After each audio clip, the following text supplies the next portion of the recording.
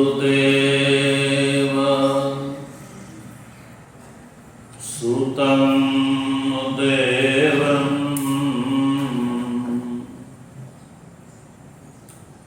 कंसचाणूरमर्दनम्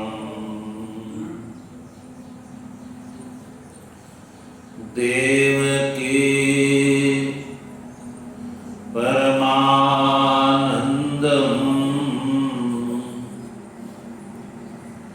कृष्णं वन्दे जगद्गुरु मूकं करोति वाचालं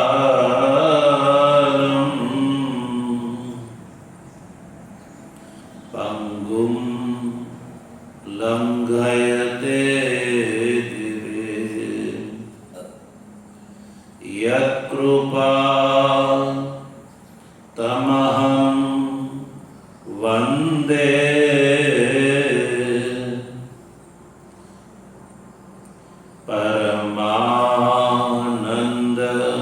परमानन्दमाधवं शङ्करं शङ्कराचार्यं केशवं बादरायणं सूत्रभाष्य कृतौ वन्दे भगवन्तौ पुनः पुनः ईश्वरो गुरुरात्मेति मूर्तिभेद विभागेन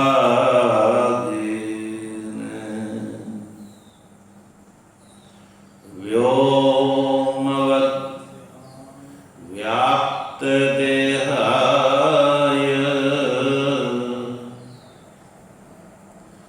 दक्षिणामूर्तये नमः। ओम शांति शांति शांति।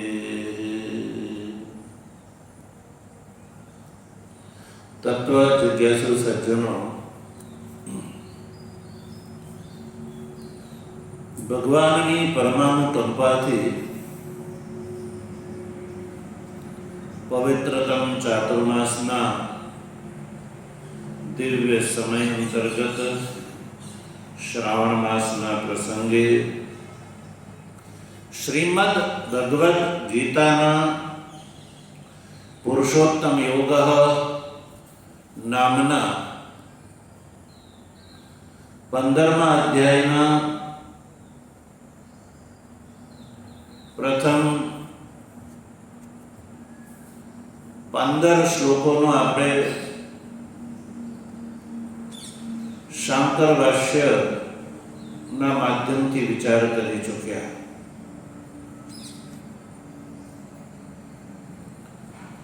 હવે પછી 16મા શ્લોકથી ભગવાન શ્રી કૃષ્ણ સંપૂર્ણ ગીતા શાસ્ત્રનો જે અર્થ છે એ નિર્ણય કરવા માટે સમગ્ર અર્થજાતને 3 રાશિ કરીને બતાવે છે. ભગવાન શ્રી કૃષ્ણએ આ 3 વિભાગના માટે 3 પુરુષ શબ્દનો પ્રયોગ કર્યો છે. ભગવાન ભાષ્યકાર એને ત્રિધા રાશિ કહે છે. રાશિનો અર્થ થાય છે ભાગ, સમૂહ, વર્ગ. 3 વર્ગ પાડે છે અથવા 3 રાશિ કહે છે અથવા 3 પુરુષો.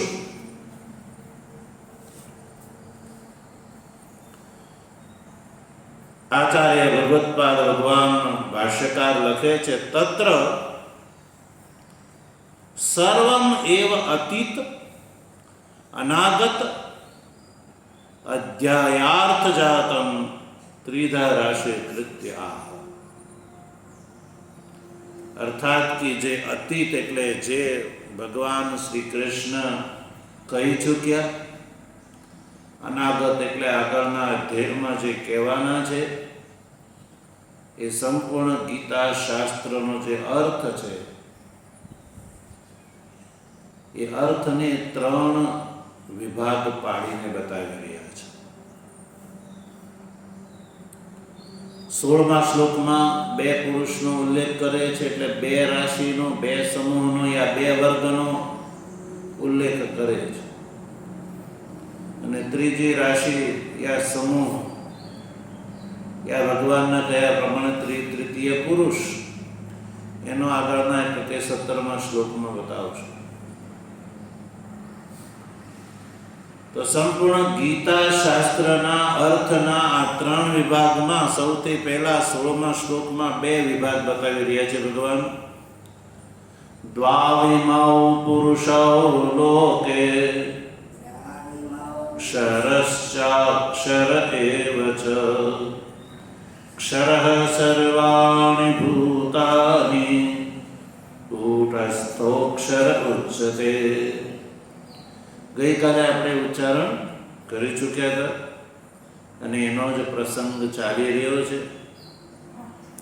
શ્લોકાર્થ સમજવા માટે આપણે શ્લોકસ્થ સંધિને છૂટી પાડી, સંધિને છૂટી પાડ્યા પછી જે પદો છે એને આપણે વાક્યક્રમમાં સમજ્યા. વાક્યક્રમમાં સમજ્યા પછી ભગવાન ભાષ્યકાર દ્વારા કરેલ જે ભાષ્ય છે એનું આપણે ઉચ્ચારણ કરી ચૂક્યા. અને ભાષ્યની અંદર જે શ્લોકસ્થ પદો છે એ પદોનો જ્યાં જ્યાં ઉલ્લેખ છે, ભાષ્યમાં એ પદો જ્યાં વણાયેલા છે, એ પદોને આપણે આજે સમજીશું. સૌથી પહેલી પંક્તિ છે એમાં દ્વાવીમો જે પદ આવે છે એ મૂળ શ્લોકનું પદ છે. પછી પૃથક રાશિ કૃતૌ, પછી જે પુરુષૌ એ પદ આવે છે એ મૂળ શ્લોકનું પદ છે. ઇતિ ઉચ્યતે પછી જે લોકે શબ્દ આવે છે એ મૂળ શ્લોકનું પદ છે. પછી સંસારે એટલે ત્યાં વાક્ય પૂરું થઈ જાય છે અને બીજું વાક્ય છે ક્ષરશ્ચ. આ ક્ષરશ્ચ શબ્દ છે એ મૂળ શ્લોકનું પદ છે.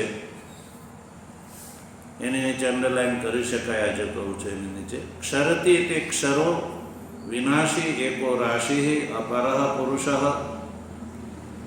અપર પુરુષ પછી જે અક્ષર શબ્દ આવ્યો એ મૂળ શ્લોકનો પદ છે. અક્ષર તદ વિપરીતો ભગવતો માયા શક્તિ. ક્ષરાખ્યસ્ય પુરુષસ્ય ઉત્પત્તિ બીજમ અનેક સંસારી જંતુ કામ કર્માદિ સંસ્કાર આશ્રયો અક્ષર પુરુષ ઉચ્યતે. કૌ તૌ પુરુષૌ ઇતિ આહ સ્વયમેવ ભગવાન ક્ષરઃ સર્વાણી ભૂતાની. આ જે 3 પદ છે એ મૂળ શ્લોકના પદ છે. ક્ષરઃ સર્વાણી ભૂતાની શ્લોકના ઉત્તરાર્ધમાં તમને જોવા મળશે. સમસ્તં વિકાર જાતમ ઇત્યર્થ. કૂટસ્થ, કૂટસ્થ જે આ પદ છે એ મૂળ શ્લોકનું પદ છે. કૂટો રાશિ રાશિરિવ સ્થિત અથવા કૂટો માયા વંચના जिह्मता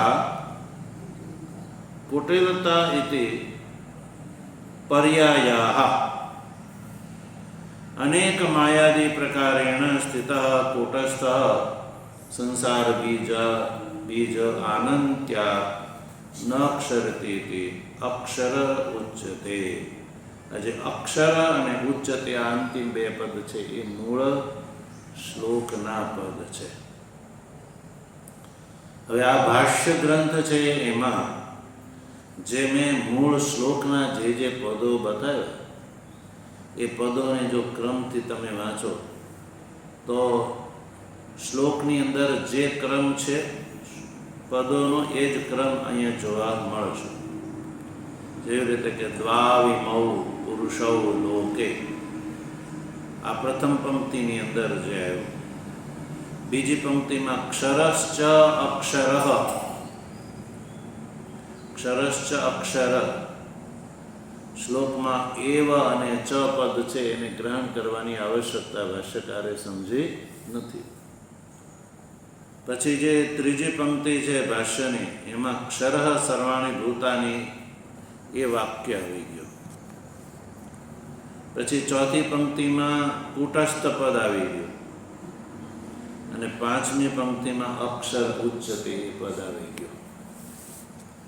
તો ટોટલ આ શ્લોક છે એ શ્લોકનું ભાષ્ય 5 વાક્યોમાં આવેલું છે. પ્રથમ વાક્યમાં દ્વાવિમૌ પુરુષો લોકે એ જે ભગવાનનું કથન છે એનો અર્થ કરે છે. દ્વાવિમૌ એટલે દ્વૌ એટલે બે, ઇમૌ એટલે આ, જેને જુદી રાશિ કરીને કહેવામાં આવે છે. બે રાશિ. ભાષ્યકારે કહ્યું કે ત્રિધા રાશિ કૃત્ય આહ, ભગવાન સંપૂર્ણ ગીતાના અર્થની 3 રાશિ કરીને બતાવે છે. એમાં 2 રાશિ ભગવાન બતાવી રહ્યા છે. પૃથક રાશિ કૃતો પુરુષૌ, ભગવાન શ્રી કૃષ્ણએ 3 પુરુષ, 3 વિભાગને ત્રણેયને માટે પુરુષ શબ્દનો પ્રયોગ કર્યો છે. ભાષ્યકાર એને માટે રાશિ શબ્દનો પ્રયોગ કરે છે. પુરુષો ઇતિ ઉચ્ચતે. આ 2 રાશિને પુરુષ કહેવામાં આવે છે. ક્યાં કહેવામાં આવે છે તો કે લોકે.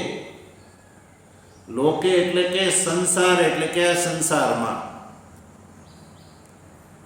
કઈ કઈ એ 2 રાશિ છે તો બીજી પંક્તિમાં જો ક્ષરશ્ચ અક્ષર એવ ચ, જે મૂળ શ્લોકમાં જે બીજું ચરણ છે ક્ષરશ્ચ અક્ષર એવ ચ, એ પદ ચરણ છે બીજી પંક્તિમાં ઉઠાવે. જો ક્ષરશ્ચ,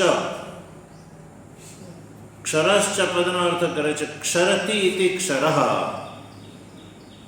વિનાશી, એકઃ રાશિ, અપર પુરુષઃ. પહેલી રાશિ બતાવી. સંપૂર્ણ ગીતા શાસ્ત્રના અર્થને 3 રાશિમાં ભગવાન બતાવી રહ્યા છે. ક્ષર રાશિ યા અક્ષર પુરુષ, અક્ષર રાશિ અથવા અક્ષર પુરુષ, અને આગળના શ્લોકમાં ઉત્તમ પુરુષ બતાવશે. ક્ષર પુરુષ કોને કહેવામાં આવે છે તો કયો જેનું ક્ષરણ થઈ જાય એને ક્ષર કહેવામાં આવે છે. અર્થાત કે વિનાશી, જેનો વિનાશ થઈ જાય છે.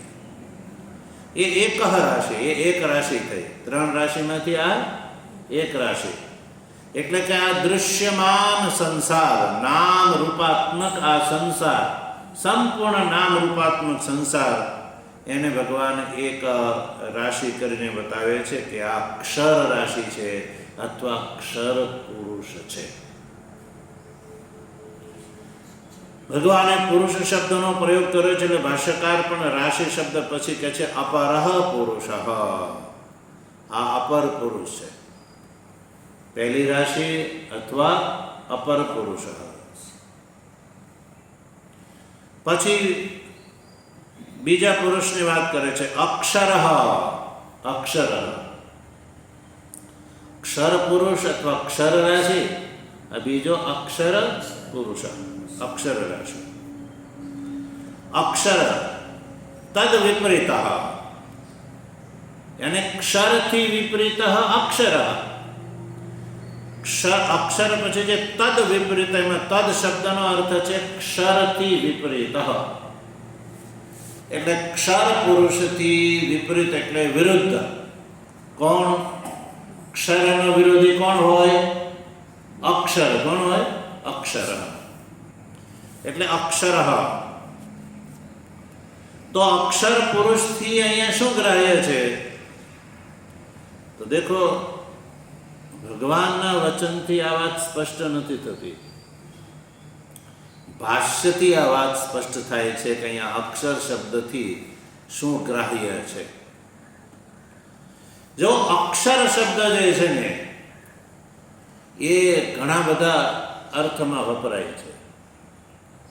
સૌથી પહેલા તો અક્ષર એ શબ્દ છે એ પરમાત્મા માટે પણ વપરાય છે. એટલે જ્યાં અક્ષર શબ્દનો પ્રયોગ ત્યાં આંખો બંધ કરીને પરમાત્મા વાચી શબ્દ છે એવું માની લેવાની જરૂર નથી. અક્ષર શબ્દનો પ્રયોગ આત્મા માટે પણ વપરાય છે અને અક્ષર શબ્દનો પ્રયોગ માયા માટે પણ વપરાય છે, કારણ માટે પણ વપરાય છે. એટલે અહીંયા અક્ષર પદનો પ્રયોગ ભગવાન શ્રી કૃષ્ણના મુખથી સાંભળીને કોઈ એવું ન સમજી લે કે અહીંયા અક્ષર પુરુષથી પરમાત્મા ગ્રાહ્ય છે, એવું નથી. અક્ષર અર્થાત ક્ષરથી વિપરીત, જેનો નાશ થઈ જાય છે એવા આ કાર્ય સંસારથી વિપરીત, આ કાર્ય સંસારનું કારણ એટલે કે માયા, એ અક્ષર શબ્દનો અર્થ છે. એટલે ભગવાન ભાષ્યકાર જો અર્થ કરે છે કઈ અક્ષર શબ્દથી પરમ પુરુષ ગ્રાહ્ય નથી ભગવાનના અભિપ્રાય પ્રમાણે. તો ભગવતો માયા શક્તિ, ભગવાનની જે માયા શક્તિ છે એ અક્ષર પદથી અહીંયા ગ્રાહ્ય છે. એટલે કાર્ય જગત એક પુરુષ થયું યા એક રાશિ થઈ, જેને ક્ષર રાશિ કહી, અને આ કાર્ય જગત ક્ષર રાશિનું કારણ માયા શક્તિ એ બીજી રાશિ થઈ, જેને અક્ષર રાશિ કહીશું અથવા અક્ષર પુરુષ કહીશું. હજી એ અક્ષર શબ્દનો વધારે અર્થ ભાષ્યકાર સ્પષ્ટ કરે છે કે ક્ષરાખ્યસ્ય પુરુષસ્ય ઉત્પત્તિ બીજમ, માયા શક્તિ એ અક્ષર શબ્દથી ગ્રાહ્ય છે કે જે ક્ષરાખ્યસ્ય પુરુષ, ક્ષર એવા પુરુષની ઉત્પત્તિનું બીજ. ક્ષર શબ્દથી ક્ષર પુરુષથી શું ગ્રહણ કર્યું? સંપૂર્ણ કાર્યજાત, સંપૂર્ણ કાર્ય સંસાર, આ દૃશ્યમાન સંસાર, અર્થાત કે પંચકૃત સંસાર. હવે એ પંચકૃત સંસાર જેના માટે અહીંયા ક્ષર પુરુષનો પ્રયોગ કર્યો, ભાષ્યકાર અનુસાર ક્ષર રાશિ, પહેલી રાશિ, એનું ઉત્પત્તિનું બીજ. એટલે ક્ષર પુરુષ છે એ ઉત્પદ્યમાન છે, કાર્ય રાશિ છે, અને આ ઉત્પત્તિનું બીજ માયા જે છે એ કારણ રાશિ છે. કાર્ય રાશિ અને કારણ રાશિ, જેના માટે અક્ષર પુરુષ શબ્દનો પ્રયોગ કર્યો, એટલે કે બીજ.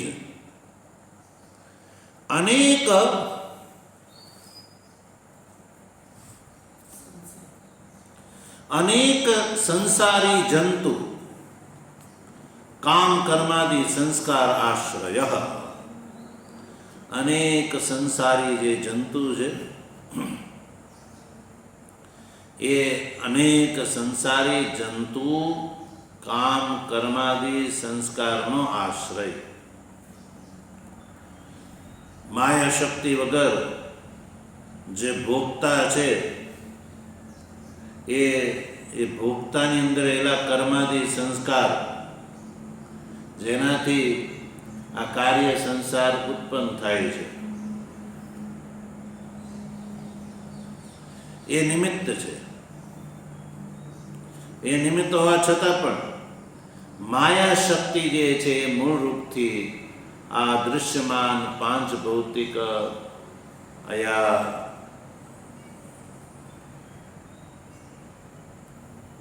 આ જે દૃશ્યમાન સંસાર છે, જે પંચકૃત છે, એનું ઉપાદાન આ માયા શક્તિ છે. માયાથી આ દૃશ્યમાન સંસાર, મિથ્યા સંસાર ઉત્પન્ન થાય છે. એટલે માયા શક્તિ છે એ બીજી રાશિ છે, અથવા ભગવાનના કહ્યા પ્રમાણે એ અક્ષર પુરુષ છે. કાર્ય જગત જે દૃશ્યમાન સંસાર છે એ ક્ષર પુરુષ છે. આ ક્ષર સંસારનું કારણ માયા શક્તિ છે, એ બીજો પુરુષ છે, એ અક્ષર પુરુષ. એટલે અક્ષર શબ્દનો પ્રયોગ અહીંયા માયા માટે કર્યો છે કે અનેક સંસારી જંતુની અંદર રહેલા કામ અને કર્મ, એ કામ કર્માદિ સંસ્કાર છે. કામ કર્માદિ જે સંસ્કાર છે, આદિથી જ્ઞાન પણ ગ્રહણ કરી લો. કામ, કર્મ, જ્ઞાન વગેરેના જે સંસ્કાર છે, એ સંસ્કારનો આશ્રય, એ સંસ્કાર જ્યાં રહે છે, આશ્રય એટલે ઘર રહે છે, એને અક્ષર પુરુષ ઉચ્યતે, એને અક્ષર પુરુષ કહેવામાં આવે છે. એટલે ભગવાને અહીંયા અક્ષર પુરુષનો પ્રયોગ જે છે આ શ્લોકમાં માયા શક્તિ માટે કરેલો છે. એટલે બે રાશિ થઈ, એક ક્ષર પુરુષ રાશિ અને અક્ષર પુરુષ રાશિ. ક્ષર પુરુષ રાશિ એટલે આ દૃશ્યમાન સંસાર, અને અક્ષર પુરુષ રાશિ એટલે આ દૃશ્યમાન સંસારનું કારણ માયામય સંસાર. હવે ભગવાન શ્રી કૃષ્ણ ખુદ અક્ષર પુરુષ અને અક્ષર પુરુષથી શું ગ્રાહ્ય છે ભગવાન ખુદ પણ બતાવી રહ્યા છે ઉત્તરાર્ધમાં. એટલે ભાષ્યકાર આગળ લખે છે, કૌતૌ પુરુષૌ. કૌતૌ પુરુષ, આ પુરુષ કોણ કોણ છે? ક્ષર પુરુષથી શું ગ્રાહ્ય છે, અક્ષર પુરુષથી શું ગ્રાહ્ય છે? તો ભગવાનના શબ્દોમાં જઈ લો. ભગવાન અક્ષર પુરુષથી અક્ષર પુરુષથી શું કહે છે? સ્વયમેવ ભગવાન આહ, ભગવાન શ્રી કૃષ્ણ ખુદ કહેજો. ક્ષર સર્વાણી ભૂતાની, શ્લોકના ઉત્તરાર્ધમાં કહ્યું ક્ષર સર્વાણી ભૂતાની. ક્ષર પુરુષથી શું ગ્રહણ કરવાનું છે? સર્વાણી ભૂતાની, એટલે કે સંપૂર્ણ ભૂતો. તો ભૂતો ગ્રહણ છે તો પછી કેવલ ચર સંસાર જ ગ્રહણ થશે, અચર સંસાર ગ્રહણ નહીં થાય. કારણ કે આ કાર્ય જગત જે છે એ બે પ્રકારનું જોવા મળે છે, સ્થાવર અને જંગમ. તો ભૂતાની પદથી તો મુખ્ય રૂપથી આ જે ચર જગત ગ્રહણ થાય છે, દેહધારી જીવો ગ્રહણ થાય છે. એટલે પછી પાછું જળ યા સ્થાવર સંસાર પાછો ગ્રહણ નહીં થાય, બાકી રહી જશે. એટલે ભગવાન ભાષ્યકાર કહ્યું, સમસ્તમ વિકાર જાતમ, સંપૂર્ણ જે વિકાર જાત સ્થાવર જંગમ જળ ચેતન જે દૃશ્યમાન સંસાર દેખાય છે, એ સંપૂર્ણ જે છે એ સર્વાણી ભૂતાદિથી એ બધું ગ્રહણ કરવાનું છે. આ બધાને માટે ભગવાને અક્ષર પુરુષ એવા શબ્દનો પ્રયોગ કર્યો.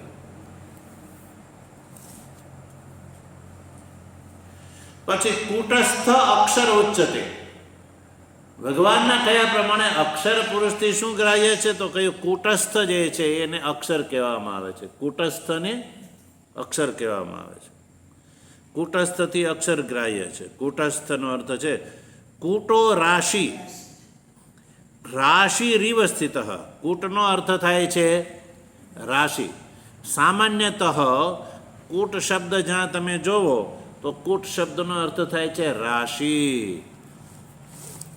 પહાડ હોય, પહાડ, તો એના માટે શું શબ્દનો પ્રયોગ થાય છે? કૂટ શબ્દથી કહેવામાં આવે છે. પહાડને માટે પણ કૂટ શબ્દનો પ્રયોગ કરવામાં આવે છે. કૂટનો અર્થ થાય છે એક ઢગલો. તો પહાડ જે છે એ શું છે? એક ઢગલો છે માટી પથ્થરનો. તો એના માટે પણ કૂટ શબ્દનો પ્રયોગ કરવામાં આવે છે. કૂટ એટલે રાશિ. અને રાશિ ઈવ સ્થિત, રાશિની જેમ જે સ્થિત છે એટલે કૂટસ્થ એને કહેવામાં આવે. કૂટ રાશિ, રાશિ રીવ સ્થિત, રાશિની જેમ જે સ્થિત છે એને કહેવામાં આવે કૂટસ્થ. ભગવાન ભાષ્યકારને એટલા અર્થથી સંતુષ્ટ ન થયા એટલે બીજો અર્થ કરે છે. અથવા કૂટો માયા, વંચના, જિહ્નતા, કુટિલતા ઇતિ પર્યાય. ભગવાનના કયા પ્રમાણે જે કૂટસ્થ અક્ષર ઉચ્ચ, તેમાં કૂટસ્થ શબ્દમાં જે કૂટ શબ્દનો પ્રયોગ છે કે ને, એ કૂટનો અર્થ છે માયા, જિહ્નતા, વંચના, કુટિલતા. આ બધાને લોકમાં પર્યાય કહેવામાં આવે છે. આ બધા પર્યાય છે. જે કુટિલ કામ કરતો હોય, જિહ્ન કામ કરતો હોય, કોઈની વંચના કરતો હોય તો એને કેવો કહેવામાં આવે? માયાવી કહેવામાં આવે કે આ માણસ માયાવી છે, બધાને કુટિલતા કરીને ફસાવે છે. બહાર બીજો છે ને અંદરથી બીજો છે, એવો ખેલ કરી અને લોકોને જે ફસાવે માયામાં. એટલે માયા કહો, વંચના કહો, જિહ્નતા કહો, કુટિલતા કહો, એ બધા પર્યાય છે કે જુદું ન સમજે. તો આ કૂટસ્થની અંદર કૂટ શબ્દનો અર્થ છે આ માયા વગેરે. હવે અનેક માયાદી પ્રકારેણ સ્થિત, કૂટરૂપેણ સ્થિત કૂટસ્થ. કૂટસ્થમાં સમાસ છે કૂટેન સ્થિત, કૂટરૂપેણ સ્થિત કૂટસ્થ. અનેક માયાદી પ્રકારેણ સ્થિત, અનેક માયાદી વગેરે પ્રકારથી જે સ્થિત છે એને કહેવામાં આવે કૂટસ્થ. અર્થાત કે માયા કહો, વંચના કહો, એ આ સંસારનું કારણ અવિદ્યા. તો પછી પ્રશ્ન ઊભો થાય કે માયા માટે અક્ષર શબ્દનો પ્રયોગ ભગવાને કેમ કર્યો? અક્ષરમાં કાર્ય જગત જે છે એ તો પ્રત્યક્ષથી દેખાય છે કે એ નાશવંત છે, જોત જોતામાં સમાપ્ત થઈ જાય છે. તો એના માટે તો કાર્ય જગત માટે ક્ષર પુરુષ શબ્દનો પ્રયોગ બરાબર છે. પણ આ કાર્ય જગતનું કારણ માયા જે કારણ છે એના માટે અક્ષર પુરુષ, અક્ષર શબ્દનો પ્રયોગ એ કેવી રીતે? કેમ એનો નાશ નથી થતો? તો કે ના, ત્યાં અક્ષરનો પુરુષ અત્યધિક નિત્ય નથી. ત્રૈકાલિક ત્રિકાલાબાધ્યત્વ નિત્યત્વ એ જે છે નિત્ય શબ્દનો પ્રયોગ, અક્ષર શબ્દનો પ્રયોગ નથી. પણ સંસાર બીજ આનંત્યાત ન અક્ષરથી. આ જે સંસારનું બીજ છે ને એ અનંત છે. સંસારનું બીજ માયા જે છે એ અનંત છે, અનાદિકાળથી ચાલી આવે છે. અને જ્યાં સુધી જ્ઞાન ન થાય ત્યાં સુધી એનો અંત નથી થતો. એટલે માયાને માટે પણ આપેક્ષિક અક્ષર શબ્દનો પ્રયોગ ક્યાંય ખોટો નથી. એટલે સંસારનું બીજ છે ને એ બીજ આનંત્યાદ, બીજ છે એ અનંત છે. એટલે એનો ક્ષર નથી થતો, એ બીજ જે છે હંમેશા રહે છે. એટલે એ અપેક્ષિત દ્રષ્ટિથી આ બીજને માટે, સંસારના બીજ માયાને માટે અક્ષર ઉચ્ચતે, એને માટે પણ અક્ષર શબ્દનો પ્રયોગ થાય છે. તો ભગવાન ભાષ્યકારના કહ્યા પ્રમાણે ભગવાન શ્રી કૃષ્ણ આ આગળના શ્લોકોમાં સંપૂર્ણ ગીતાના અર્થને 3 રાશિ કરીને બતાવે છે. તેમાં 2 રાશિ બતાવી, એક અક્ષર પુરુષ રાશિ અને એક અક્ષર પુરુષ રાશિ. સર્વભૂતો એ ક્ષર પુરુષ છે અને આ સર્વભૂતોનું કારણ માયા એ અક્ષર પુરુષ છે. તો આ 2 રાશિ થઈ.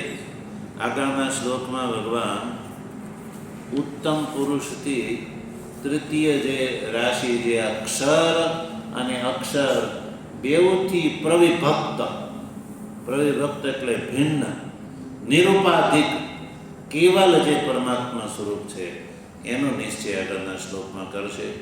ભગવાનની કૃપા છે તો એનો આગળ વિચાર કરીશું. ઓમ વસુદેવ સુતં દેવં કંસચાણૂરમર્દનમ દેવકી પરમાનંદમ કૃષ્ણં વંદે જગદ્ગુરુ. મુખં કરોતિ વાચાલં પંગું લંઘયતે ગિરિં યત્કૃપાતમહં વંદે પરમાનંદમાધવં શંકરં શંકરાચાર્યં કેશવં બાદરાયણં સૂત્રભાષ્યકૃતૌ વંદે ભગવन्तૌ પુનઃ પુનઃ. ઈશ્વરો ગુરુરાત્મેતિ મૂર્તિભેદ વિભાગિને વ્યોમવદ્વ્યાપ્તદેહાય દક્ષિણામૂર્તયે નમઃ. ઓમ શાંતિ શાંતિ શાંતિ. સદગુરુ